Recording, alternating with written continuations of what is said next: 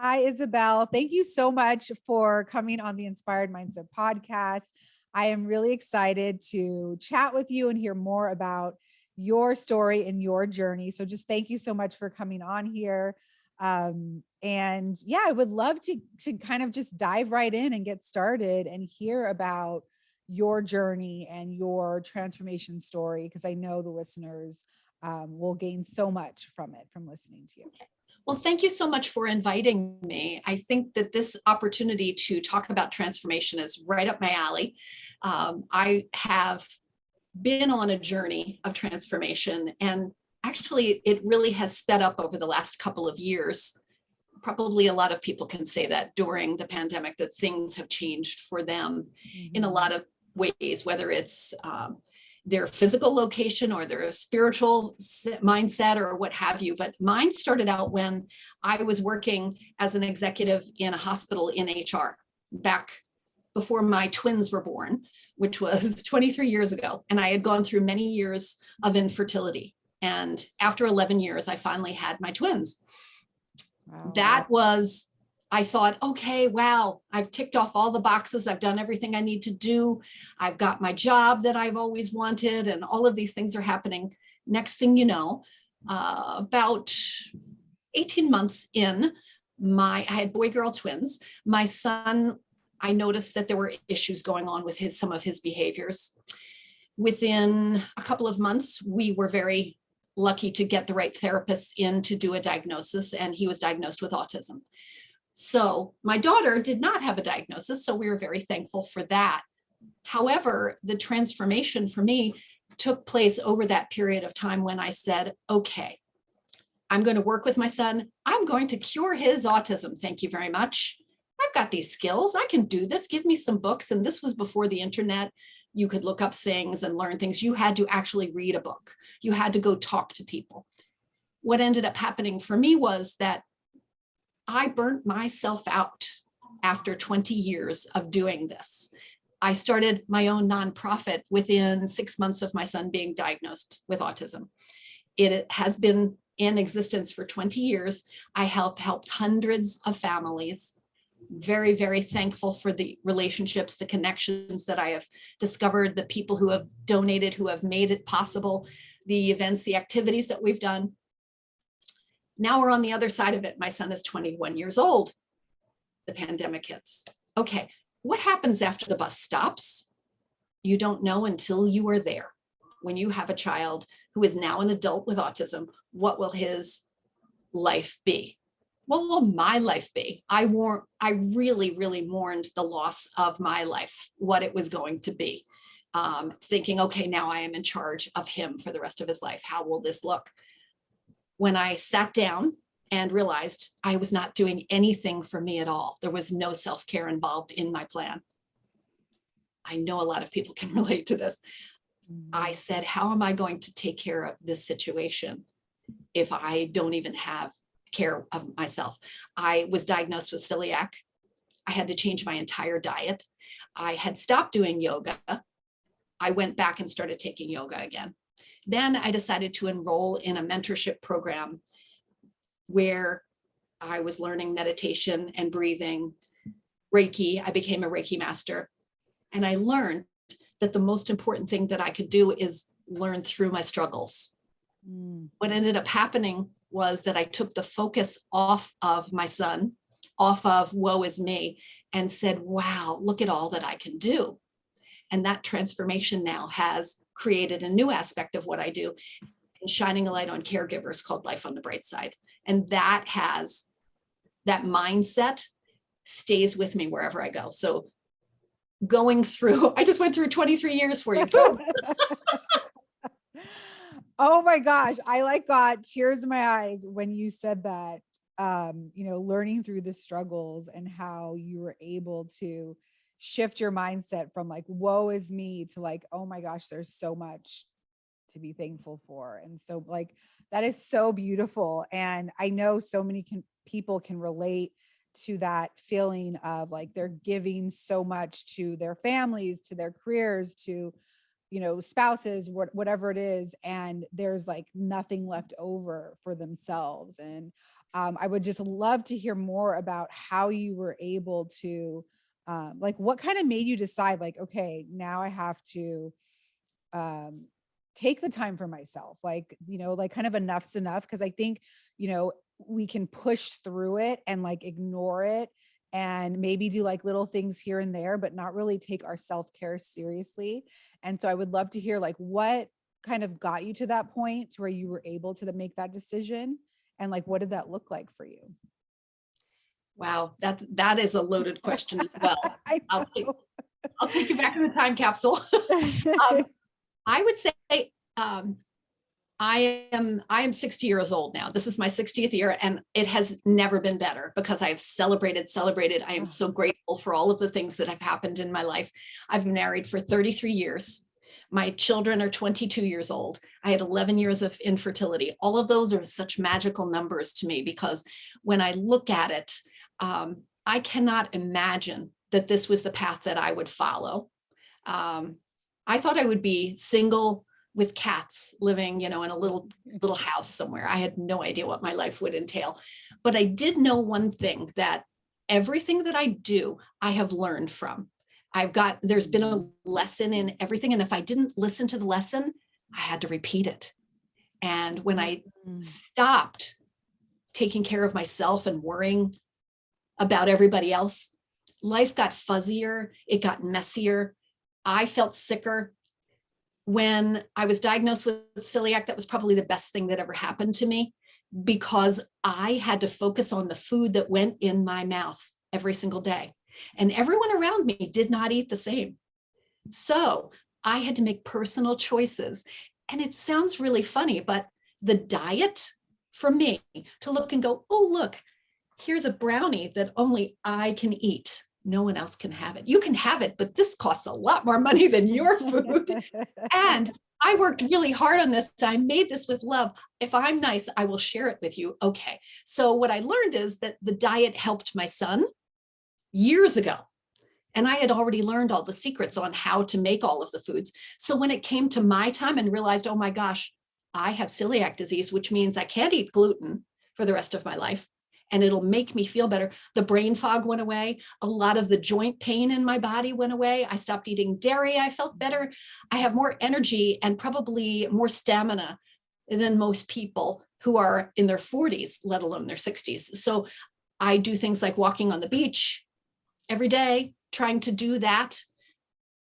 It started in 2016 when my mother was in the final stages of lung disease.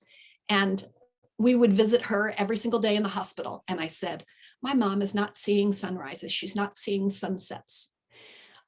I think this is really important. I'm going to go live the day for you, Mom. You didn't get to see anything. So I would go down and take pictures of the sunrises. I would take pictures of the sunsets. And it ended up, I'm still doing that. And my mom's long gone. What it does for me is it makes me realize that there is so much joy in life that we're not even looking for. If we are looking at it and saying, oh, I have to go to work and the drudgery of doing this or that or the other thing, if we don't have that carrot that motivates us each day, whether some people have difficulty with simple things like, oh my gosh, I have to get up. I don't want to go to work. I don't want to get out of bed. Yeah. If you spend a couple of extra moments, whether it's doing some deep breathing, some meditation, things like that, that has changed my mindset in my day, where I say, thank you, God, for the opportunity to wake up today under these warm, wonderful blankets. The sun is streaming in. I will run to the window and start looking for the sunrise. Is it here? Am I ready? And my husband will say, she's off and running. And I will go see that sunrise. It's just so wonderful. And then just start your day like that. It makes all the difference. Absolutely. Oh my gosh. I keep getting tears in my eyes from your story. It's so inspiring. It's so beautiful to have that perspective, like that the struggles that we go through in life, like they're the best things that happen to us. Like to have that perspective. I mean, right now, I don't know if you know this, but I'm on bed rest. I've been on bed rest since 18 weeks pregnant, full bed rest since 20 weeks. And now I'm 35 weeks. And it's like, a miracle that I've made it this far. The doctors, told me that the baby would come before 32 weeks, then before, 34 weeks. It's like every time I see them, they're just amazed that I'm still pregnant. And what, for what could very well, it's a struggle, right? I'm on bed rest. It's an adjustment, but I see it as like one of the best things that has happened to me. And I love that perspective of like the lesson, everything that we do, there's something to learn from it. And if we don't learn from it, it's like we're going to relive that lesson over and over again.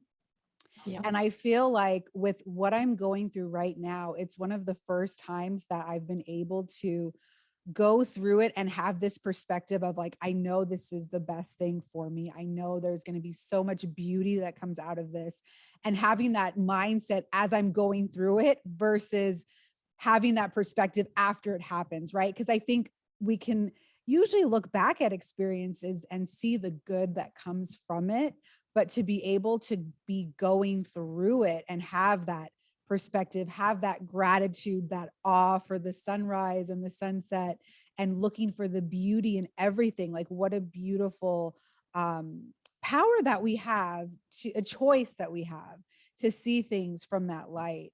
And yeah, so it sounds like, just to kind of give the listener like what some steps that they could do. It's like cultivating that gratitude, like no matter what you're going through, cultivate and practice looking for things that you're thankful for, expressing that gratitude, finding the beauty in the little things like a sunrise or a sunset, and making that a habit to cultivate. It's so beautiful. I love that that you have developed that, and that has helped you in such tremendous ways. Yes, thank you. And I should go see some sunrises for you, for heaven's sake. I think that everyone has their version of a sunrise out there, whatever it is. What I discovered is it could be as simple as, the perfect, we have a place nearby that is famous for blueberries, where they have blueberry farms. And there is a close ice cream parlor where they make blueberry ice cream every year. They also have peach ice cream because they have peach farms nearby. There is nothing more magical than blueberry ice cream or blueberry swirl ice cream with hot blueberries on top in a sundae. I'm getting chills thinking about it. Now, so good. if you find whatever it is, if it's your blueberry sundae, and this is what you dream of, this is the goal for the end of the week, this is what I'm gonna walk through, the what do they call that? The quicksand. I'm gonna walk through the quicksand of my week, knowing full well my kids are gonna pile in the car, and this is what we're doing on Saturday. Bringing those joys, planting those seeds of success throughout your week. We need carrots to get us through. Sometimes it's not a carrot, sometimes it's that ice cream. But knowing that those are the beautiful things that ignite us, that increase the serotonin in our bodies, that help us. If it's that you choose to have a healthy breakfast, where I was drinking my greens. I started at the beginning of the year, where I drink my bottle of greens, and I'm going to do that every morning. And I feel so much more energy from doing something like that. That brings joy to my life, saying, wow, something that simple is working. That's amazing. But asking for help is one of the most important things that you can do. Whether it is from a friend, from a family member, from a coworker, knowing we don't ask for help enough. I know that having a special needs son, there are times when I just say, it's easier for me to do this, instead of giving somebody else the opportunity to feel good about themselves for helping me. I never knew until a friend of mine said to me, and one of my coworkers, she got angry at me. She had no idea that I was having difficulties. And she said, I share my whole life with you. I ask you for advice with my husband. You've been through 2 marriages with me. You've dealt with issues that no one deals with. And I find that a trust between the two of us. That is a confidence that no one else experiences. But you didn't bother to tell me that you were having trouble getting pregnant for 11 years. I sat next to you every single one of those years, and you never said a word. Ask people for help, even if it's just listening their time, so that they can hear you say things out loud that you're not expressing, because that becomes that disease. It's the dis-ease in your body. And I thoroughly believe that that is true. I know that my celiac is attributed to a lot of the dis-ease in my body. And having the opportunity to ask people just to listen to you, or you listen to somebody else and then they listen to you. We're taking turns, we're helping each other. I think asking for help in so many ways makes a difference, because and women traditionally are not people who ask for help because they feel like they need to show everybody they've got it all together. Yes. And I could look great, all dressed for work, ready to roll with back then, my briefcase, my heels, whatever it was, go in and nail that meeting, give everybody their assignments, get great grades on whatever I'm doing, and be a mess when I get home. So that's not fair. We need to share what is going inside and outside, because that's part of who we are as well. And that can affect a lot of things. But learning from that, also, I had to go within. I had to ask for help within. And it was taking a breath and listening, whether it's the universe or God or spirit, whoever you're talking to, knowing that you need to find that greater purpose for what you are doing, and knowing what your purpose is here. And if you're not sure what it is, that's something that I would look into more seriously, because I laughed because one time my friends and we went to a psychic and they said, "Why are you even here? You know your purpose." And that just cracked me up. And I was like, all this time I've wondered if I was, well, they said, you live your purpose. Hello. And I'm thinking, oh, I started a nonprofit for kids with autism. And they're like, yeah, that's it. Hello. And you don't think you think it's going to be this great thing that you're going to do, that is going, but simply by being you and being aware, sometimes that question and asking for help for somebody, you may be a great counselor, a therapist, a support person. You may, and seriously, somebody asked me for advice with their child with autism, and that's how I got started. I had no idea that that was my path. I thought I was going to do something completely different with my life. So knowing that number one, you are not alone. So ask for help. That is the most important thing. And you can learn from whatever experience you walk into, or you can make that opportunity. You can shut down and not learn a stinking thing and keep going, and then keep getting smacked in the head with the same lesson over and over again. And I choose to make opportunities, like look at everything and say, why not? Boy, that sounds really interesting. Let me give that a try. Right now, my new thing for the year is I'm learning Italian. I love it. Why not? Why not?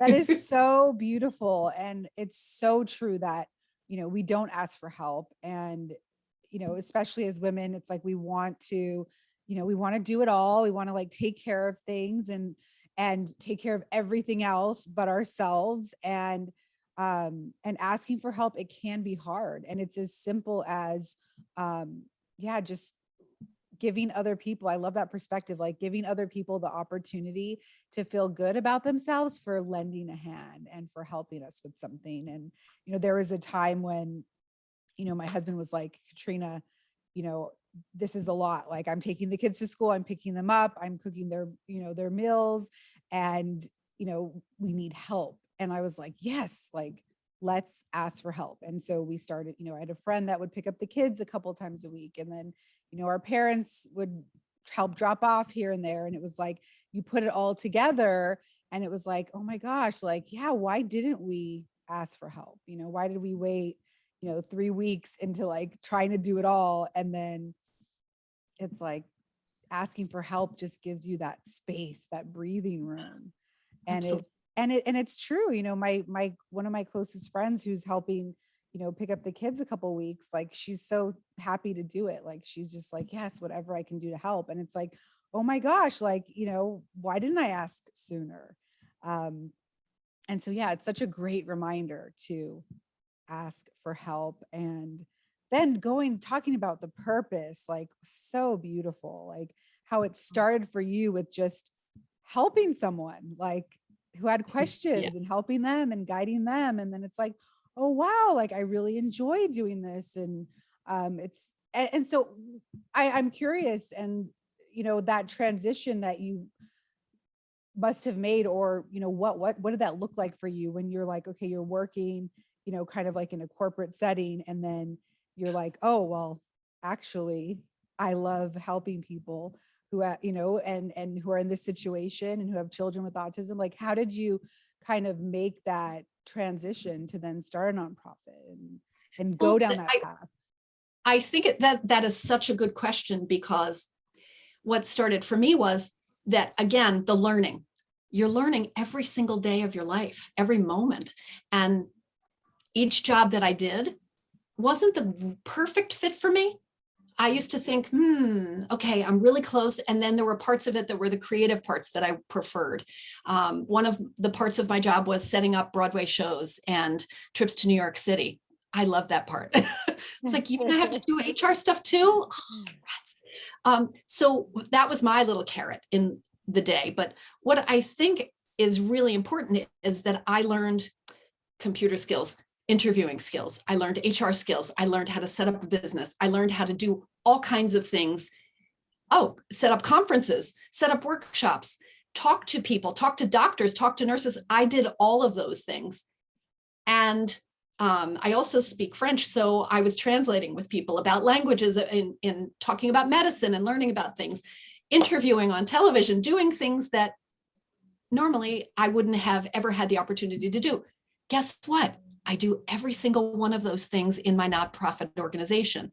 And I looked at it and I said, I was fortunate enough to, when my son was diagnosed, to look at it and say, I need to be with him to go to his therapies, to be with him when he's doing it, get him off to school, learn what he needs to learn.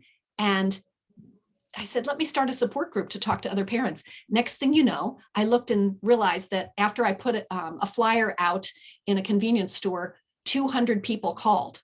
Wow. When I was told that there was no need for something like this in our area because it's not as populated.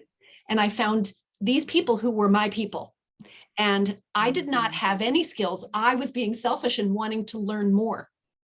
And they were coming to me and asking me for advice. Next thing you know, I was calling assemblymen, and I was talking to senators, and I was talking to doctors and teachers. And I said, let's do a conference. And I found the people. I set up a conference. I had already set up conferences. Let's do interviews. Let's do press releases. Got all those skills. Let me call people. These were all things that if I did by myself as a me, I wouldn't have done. I would have been terrified. But I was a businesswoman who had skills, and I could use those skills to help other people. And next thing you know, I was calling people who had financial skills and could, and that's what's amazing about having children with autism. All of the professionals are out there, and we could call them for no cost at all. And they helped us out. So we started a nonprofit, and now here we are 20 years later, and we continue to grow and learn from each child, from each experience, and whatever it is that you are doing, you will learn from. I didn't know. I went to my boss and I said, I'm sorry, I don't think I can work anymore. Side hustle here. And that's what's so beautiful about it, is you never know what the road holds for you in the future. And sometimes you just have to trust and surrender and follow that road. And a lot of us are holding so tight. Finances are so important to everyone, obviously.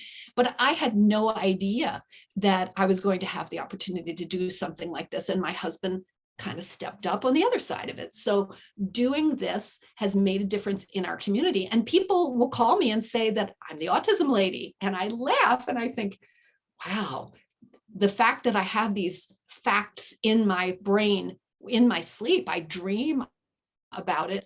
Now I've said, okay, I want to move this on to the next generation, and I want to take care of caretakers. That's my next project, so that I can show them that there is more in your life than obsessing about what the next behavior your child will have, or what medication they should be on, what therapist they should see, and know that there's so much more, like going out and playing with your kid at the playground.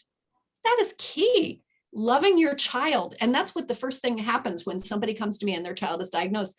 They say, do you have any advice for me? And I say, yes, you need to love your child. That's all. If you love your child, and I can tell that you do, that is going to be the best tool that you have in your toolbox. Oh my gosh, your perspective is so beautiful. It's like, it's so golden and it's so inspiring. Like, even just to hear about how, you had this career before and all the things that you did and how you were able to use that skill set for your nonprofit. Like, just having that perspective of like, there's no waste, like there's nothing that's wasted. I think people who are maybe thinking about like switching careers or leaving their career, it's like remembering that like there's no time wasted. It doesn't matter what you did before and what you're going to do next. There are skills, there are lessons that you learn that you're going to take with you that are going to support you in that next path, that next journey. And it's like it all happened to lead you to where you're headed, but just having that perspective of like, that openness and that willingness to be led down whatever the next path is. It's Most so definitely that beautiful. willingness. I love that you said that. Yes, your willingness to allow the path, and not blame the road for winding, but to just follow it and see where it takes you. Yes. Oh my gosh, that's so beautiful. Um, is there anything else that you want to share before we kind of wrap up today with our listeners? This was so good, so golden. Just, you have such a beautiful perspective and Oh, thank you're you. so inspiring. Oh, it's so amazing to see the evolution of things change within the last 2 years, that we have a choice at the beginning of the day to do good or not do good, or just go back to bed. Sometimes I feel like going back to bed, and I do. But that choice that we have to inspire, to lead, to motivate, or to just trust that the road is where it's supposed to go. Today, I was so excited that I got to go do something that I didn't think I was going to get to do. And I mean, I'm standing in the supermarket so excited because I'm by myself. And if anybody who has kids appreciates this, nobody is pulling on me. Nobody's asking me anything. I was so excited going through the gluten-free aisle, like, whatever it is that makes you happy, you need to schedule that, schedule your joy, and celebrate as much as you can. But scheduling your joy, you have to put something into your schedule every day. And if that doesn't work for you, put it in twice a day. That's my message for most people, is that you cannot postpone joy.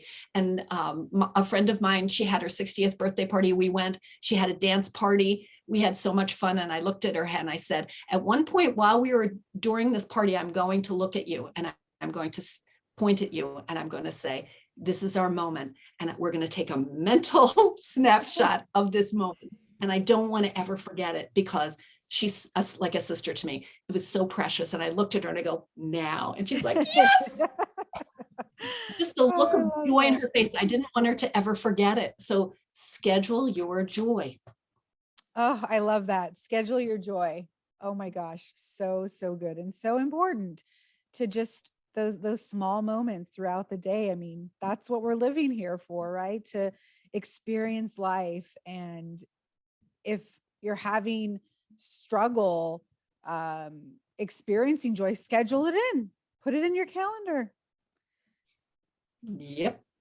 So beautiful. Well, you are such a light, Isabelle, and I am just so, so thankful to be able to have you on the podcast and to hear your story and just how beautiful your perspective is. And before we end today, can you please share with the listeners where they can find you if they want to learn more about your nonprofit, where they can just learn more from you? Sure. Our website is faces4autism.org. So that's our general website, but it also has a segment where my podcast is, which is called Life on the Bright Side, but you can find the podcast wherever you listen to your podcast. So Life on the Bright Side is more for the caregivers in general, not just for special needs caregivers, but people who need to learn the importance of self-care and wonder, and bringing that joy into their lives. So that's what we talk about, and love the idea that there are people out there who are responding to it. That's so special. So I really appreciate you having me on today, and knowing that you are reaching so many people with your positivity and your messages. Oh, amazing. Thank you so much, Isabel, and we'll talk soon. Thank you.